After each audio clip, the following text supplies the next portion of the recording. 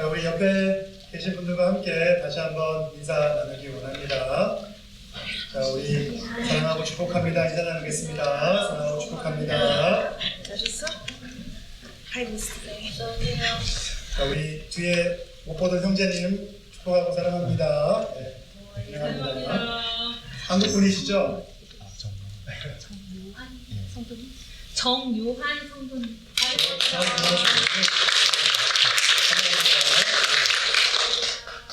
한국 분이시군요. 감사합니다. 자, 그리스도 안에서 사랑하는 형제 자매님들, 저는 2주간의 휴가를 잘 마치고 돌아왔습니다. 강단에 다시 서게 되니까 얼마나 좋은지 모릅니다. 그렇게 보이는가요? 네. 또 진짜 아이오와 그리웠어요. 우리 김치희 권사님은 제가 듣는 바에 가면 좋은 걸 많이 보셔서 네, 한 손입니다 제가. 저는 지난 2주간 가족 여행 중에 캘리포니아 버클리도 방문을 했습니다. LA에 비행기를 타고 가서 차를 렌트를 했어요. 저희 아이들이 아이오와 시골에서만 주로 생활해서 캘리포니아의 좀 큰 도시들을 보여주고 싶어서 제가 운전대에서 좀 무리를 하기로 마음먹고 LA, 샌프란시스코, 세크라멘토, 프레즈노 여러 가지 또 경치 좋은 곳도 이렇게 방문하면서 다녔습니다. 근데 그 중에 제가 버클리를 들렸어요. 제가 버클리에서 신학교를 나왔기 때문에 애들한테 좀 보여주고 싶은 마음도 있었고 또 버클리는 UC 버클리 캠퍼스가 유명하잖아요. 서부에는 스탠포드하고 UC 버클리 캠퍼스가 있는데 제가 그 캠퍼스를 많이 밟고 다녔어요. 저희 신학교가 UC 버클리 유치원에 산재되어 있는 큰 10개의 세미나리 합쳐진 연합신학교이기 때문에 제가 UC 버클리 캠퍼스 공문에서 남문으로 매번 이렇게 학교 가느라고 지나다녔었던 추억이 있어서 거기를 방문을 했습니다. 자, 제가 한 굉장히 오래 신학교를 다닐 때 전에 돈이 없었겠죠. 우리 사모님의 서포팅을 받아가며 학교에서 주는 약간의 학비 보조를 받아가면서 학교를 다녔었는데 근데 버클리에 가면 좋은 호텔들이 좀 몇 군데가 있어요. 제가 다운타운에도 그런 호텔들이 있는데 지나다니면서 저 호텔에는 누가 한번 잠을 잤구나. 제가 신학교 다니면서 그랬어요. 저기 되게 비싸겠지? 그래서 제가 이번에 좀 무리를 해서 거기 한번 애들한테 좀 좋은 어떤 장소에서 좀 쉬게 해주자. 그래서 거기를 제가 갔습니다. 다운타운에 있는 제가 예전에 가보고 싶었던 호텔을. 그럼 되게 좋아야 되잖아요. 근데 아주 굉장히 새로운 경험을 했습니다. 저는 물론 버클리 상황이 어떤지 대충 알고 있지만 홈리스들이 얼마나 많은지 다운타운에서 자정이 지나고 새벽이 지나고 소리 지르고 싸우는 소리들이 호텔에 너무 시끄럽게 들리는 거예요. 그래서 야, 이게 확실히 분위기가 다르구나 라는 이제 그런 생각을 했죠. 자, 그런데 저희가 묵었던 그 다운타운 호텔 주변에 피플스 파크라는 유명한 파크가 있습니다. 제가 예전에 설교 시간에도 한번 인민공원에 대해서 말씀을 드렸는데 1960년대 때 아주 급진적인 정치운동을 하기 위해서 반전운동을 하기 위해서 미국의 그 반전운동의 상징과 같은 존재가 된 아주 자그마한 파크입니다. 그 피플스 파크라고 부르는데 이제 거기도 아이들하고 같이 방문을 했어요. 보여주고 싶었어요. 근데 멀지 않으니까 제가 묵었던 호텔에서. 근데 피플스 파크에 가보니까 원래 거기가 홈리스들의 천국이거든요. 홈리스들이 거기를 장악하고 살았었어요. 그래서 제가 신학교 다니면서도 설문조사할 거 있으면 홈리스들한테 가서 뭐 이렇게 제가 할 게 있어서 가서 홈리스들하고 인터뷰도 하고 그랬던 기억이 있습니다. 근데 지금 가보니까 저번에 다시 가보니까 조그만 피플스 파크에 있는 모든 옥트리를 다 베어버렸더라고요. 그러나 누군가가 홈리스들이 거기서 문제를 많이 일으키니까 과거부터 계속해서 클레임이 많이 제기됐었는데 저 사람들은 어떻게 좀 내쳐줄 수 없는가? 근데 끝까지 홈리스들이 거기에 버티고 그곳을 지키고 있었는데 아마 그러니까 나뭇가지 막 잘라내고 그런 것 같다는 생각이 들었어요. 근데 문제는 이 얘기를 하려고 하는 게 아니라 제 아이들이 아이오와 이 시골에서 에임스와 앵컨이라는 굉장히 안전한 도시에서 홈리스들 기껏해야 이 피켓 들고 한 푼 줍세요 하는 그런 정도 사람 봤었기 때문에 그렇게 많은 홈리스들 또 굉장히 아주 복식이 대단히 멋있잖아요. 그분들이 입은 옷들을 보면 그런 홈리스들이 무리로 모이는 걸 처음 봤어요. 그리고 막 마약 냄새, 술 주정하는 거 이런 걸 보니까 우리 아이들이 겁을 먹더라고요. 그래서 막 홈리스들이 완전히 맨발로 거의 벌거벗고 다니는 모습을 보고는 도망가려고 그러고 그래서 제가 야 도시는 다 이래. 샌프란 다운타운 가도 그렇고 LA 다운타운 가도 그렇고 홈리스들이 얼마나 많은데 이런 얘기 해주시면 너무 무섭다는 홈리스들 그런 걸 경험해 본 적이 없어서 그러면서 이런 생각을 해봤습니다. 어떤 사람들은 이런 사회적인 문제, 홈리스 문제를 해결하기 위해서 활동가로 열심히 사회운동을 하는 사람들도 있죠. 그런데 저와 여러분들 포함한 대부분의 사람들은 홈리스들이 사실은 피켓 들고 있으면 우리가 동전 한 푼 줄 수 있는 그런 마음을 가질 수는 있지만 대체적으로 기피와 회피의 대상으로서 마음 가운데 여겨지는 것이 우리의 생각과 태도가 아닌가 합니다. 물론 우리 디모이사님께 성도님들은 좀 더 대인배 같은 마음이 있으셔서 좀 더 열린 큰 마음이 있으리라고 생각을 합니다. 자, 그래서 우리 안에는 이렇게 우리의 상식과 규범에 반하는 사람들이 있다면 그런 사람들을 향해서 편견을 가지게 되고 또 그런 사람들에 대해서 우리가 가지고 있는 편견을 덧입혀서 정죄를 하죠. 그리고 그러한 우리의 태도와 마음을 극복하는 것은 결코 쉬운 일이 아닙니다. 자, 오늘 본문은 이웃을 편견 없이 사랑하지 못하고 정죄하는 우리의 마음에 대해서 예수님께서 교훈을 하고 있는 내용의 말씀이라고 할 수가 있습니다.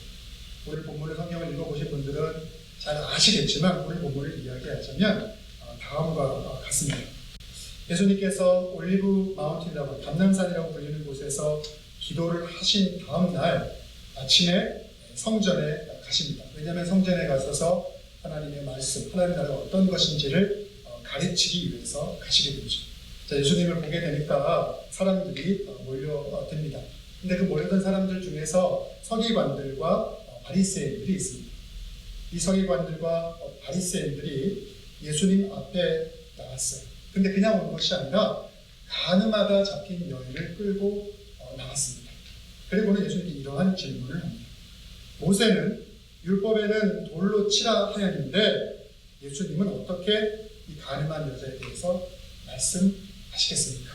모세가 출애굽을 한 민족의 지도자니까 이스라엘 민족에 근데 하나님으로부터 계명을 받았고 그래서 그것이 율법이 되었는데 그 모세의 율법에 의하면 가늠한 여자는 돌로 치라고 하였는데 예수님께서는 과연 이것에 대해서 이 가늠한 여인에 대해서 어떻게 판결하시겠습니까? 라고 물어봅니다.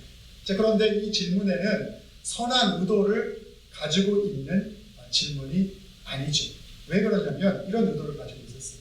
만약에 예수님께서 이 음행한 여인에 대해서 율법을 따르지 않고 이 여자를 놓아주어라 라고 말하게 되면 예수님께서 자칭 스스로에 대해서 나는 하나님의 아들이다 라고 말함을 통해서 율법을 지키고 하나님의 뜻을 당연히 지켜야 될 사람인데 그런 사람이 모세의 율법을 어기는 행동을 하는 것이었고 또 반대로 그 여자를 놓아주지 말고 돌로 치라 라고 말했으면 이스라엘이 로마에 의해서 지배를 받고 있었기 때문에 어느 누구도 이스라엘 사람이 로마의 법을 따르지 아니하면 사람에 대해서 사형을 무슨 판결을 할 수 없는 그러한 상황이기 때문에 로마법을 근거로 해서 예수님을 안치하게 만들려고 하는 그러한 목적이 있었던 것이죠.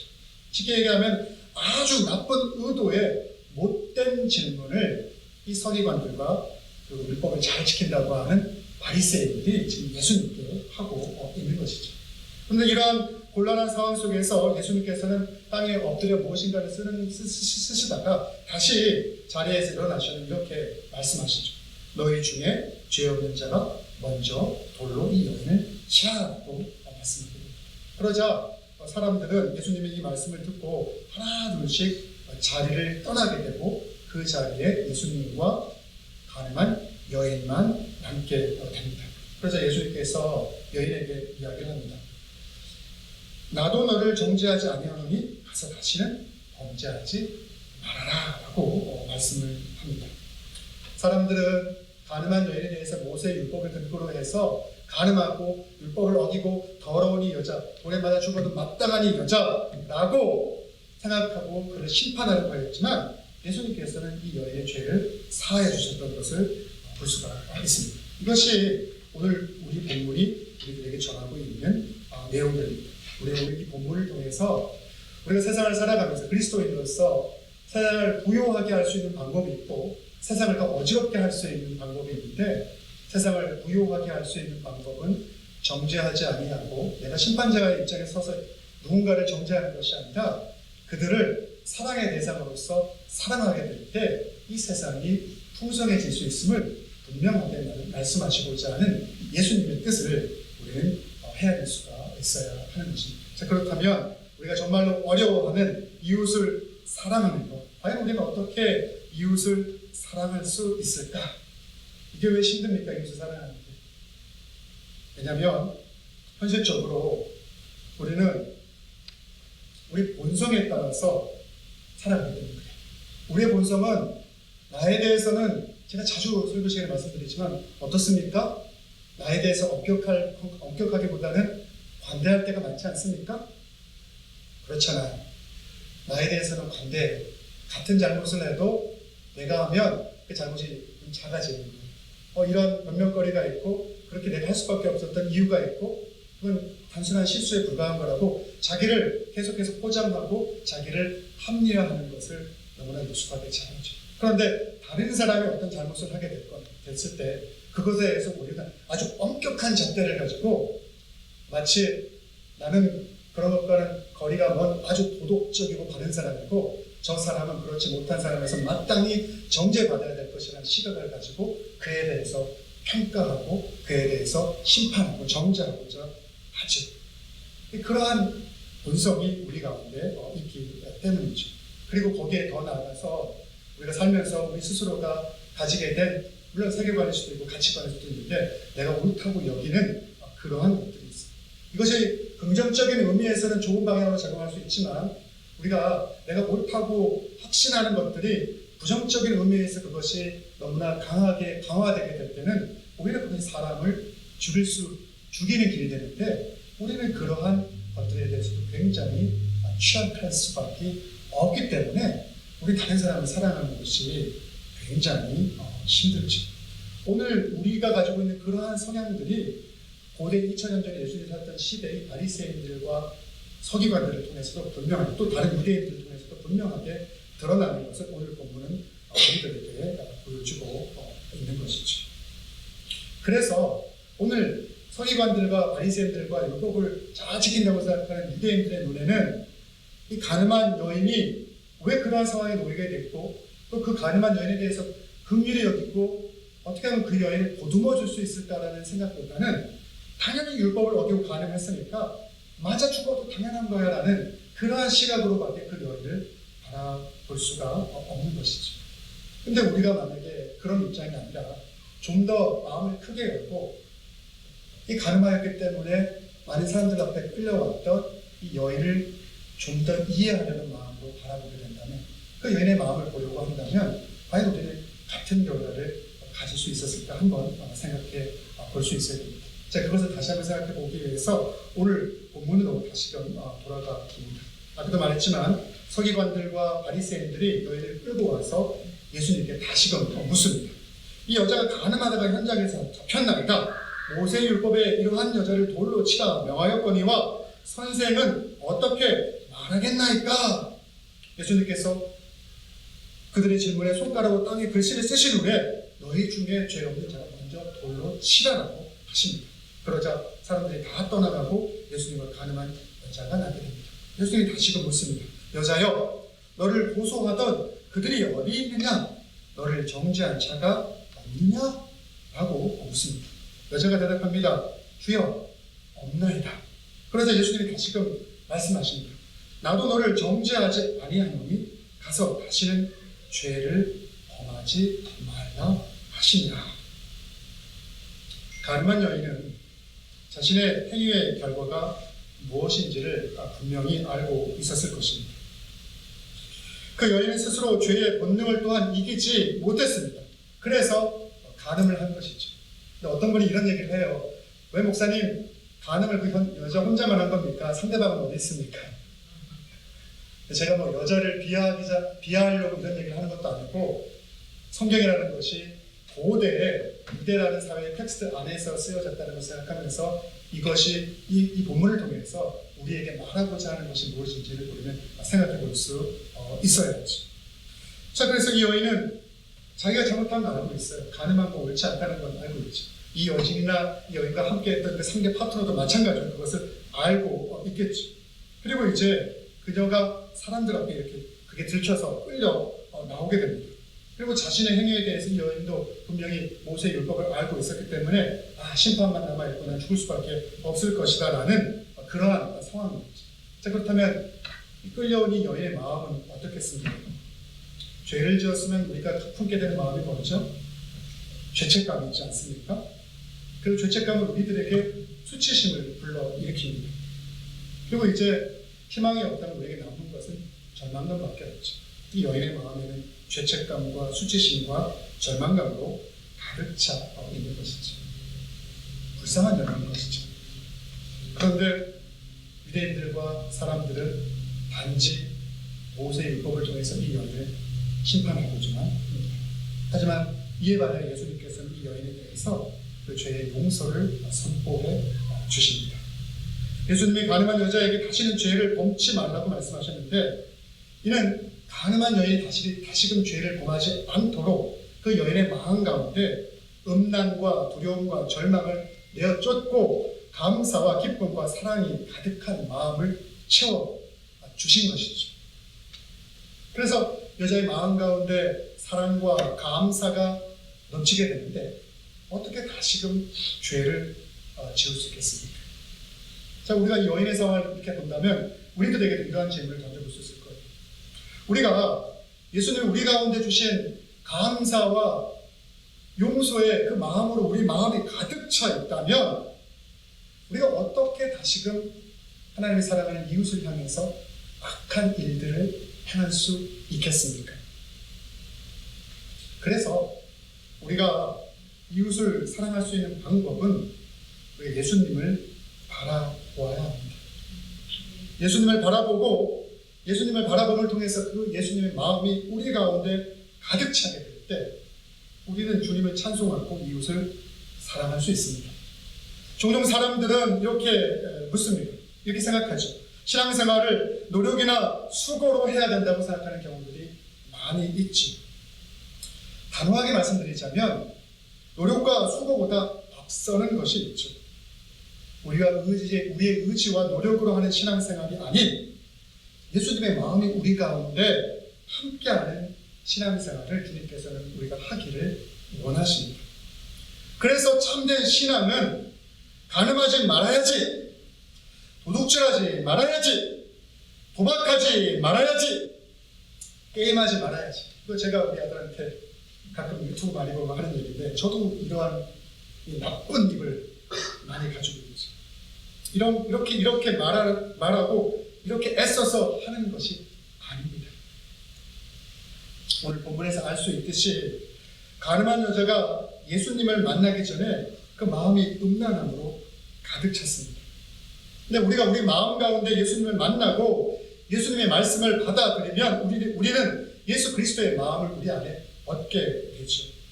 그 결과 우리 안에 있었던 악한 생각은 떠나가고 감사와 기쁨이 넘치게 됩니다. 이것이 우리의 마음이 자연스럽게 그리스도를 닮아가는 그리스도인이 되는 것을 보여주고 있는 것이죠. 목사님, 도대체 그걸 어떻게 해야 우리가 예수님을 닮아갈 수 있습니까? 그렇죠. 우리가 어떤 선한 것을 하려고 의지를 세워놓고 어떤 결단을 해도 의지와 결단이 아주 강한 사람은 몇 년을 갈 수 있겠지만 어느 순간에 그게 무너질 수도 있겠죠. 의지와 결단만 가지고 우리가 어떤 선한 것을 이룰 수 없죠.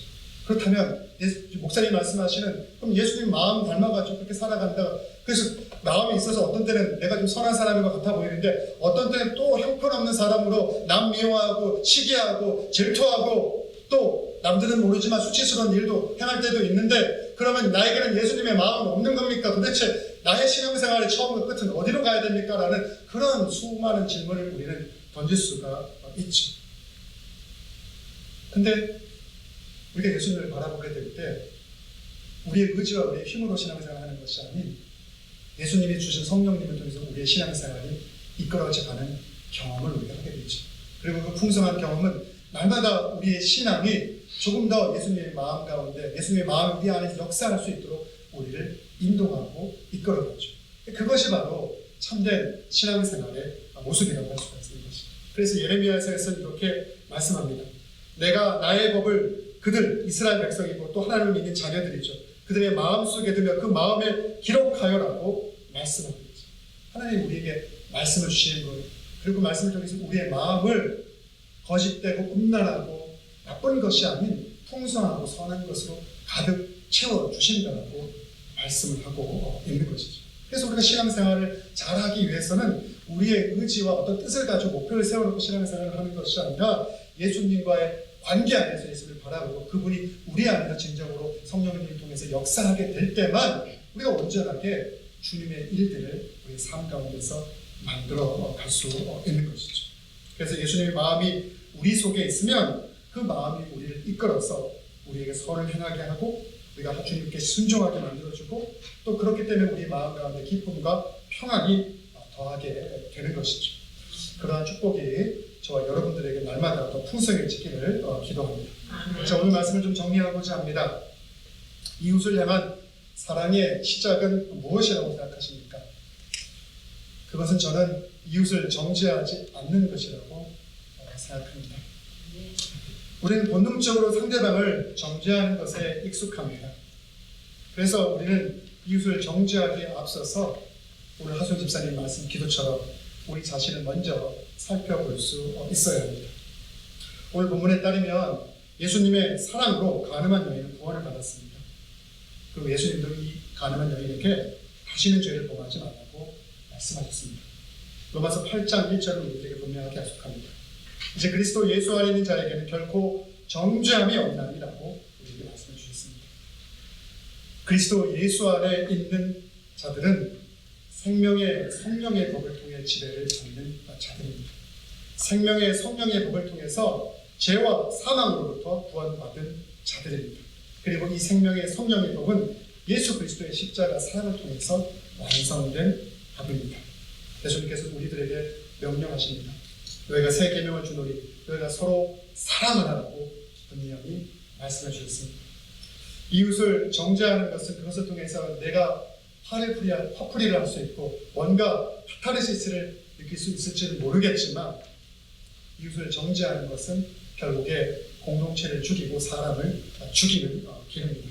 그러나 자신을 돌아보고 예수님의 사랑의 마음을 통해서 정죄가 아닌 사랑으로 이웃과 공동체를 섬길 때 그 이웃은 살고 그 공동체는 살게 된다는 사실을 오늘 가늠한 여인을 고쳐주신 이 메시지를 통해서 우리들에게 분명하게 주님 말씀하고 있는 것입니다.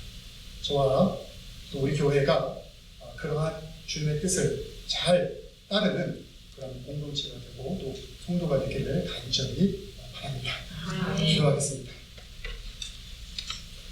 사랑과 은혜가 많으신 아버지 하나님, 오늘 우리들에게 요한복음 말씀을 통해서 하나님의 뜻이 무엇인지를 다시금 생각하게 하여 주시니 고맙고 감사합니다.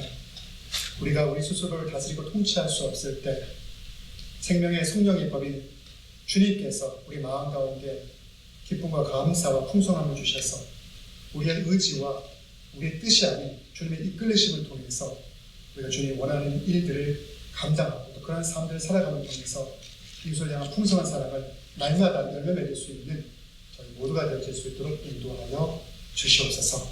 이 모든 말씀 사랑과 은혜가 풍성하신 예수님의 이름으로 기도드렸사옵나이다.